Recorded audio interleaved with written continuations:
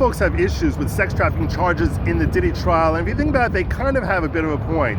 Whether or not you think Diddy is a terrible monster, and if you believe any of the testimony we've heard so far in this trial, it's hard to think otherwise. You have to look at 18 U.S.C. 1591, the sex trafficking charges, and ask yourself how that fits here.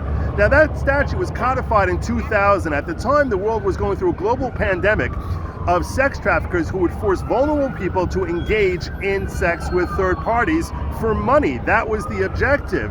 So Congress passed a statute which says if you force someone to engage in sex, commercial sex, in that case you're facing a minimum of 15 years and a maximum of life sentence. Now, over here, Diddy's objective is obviously not money. Quite the contrary, he's the one who's paying. He's the one who's purportedly violating 18 U.S.C. 1591, and from his perspective, if he could have gotten this for free and not made this commercial sex, convinced the escorts to just say, hey, Cassie's really pretty, we're happy to have sex with her and you don't have to pay us, in that case, he would have been very happy and he would not have been violating 18 U.S.C. 1591. So under that perspective, you have to ask yourself, is this really the right statute that he should be charged with?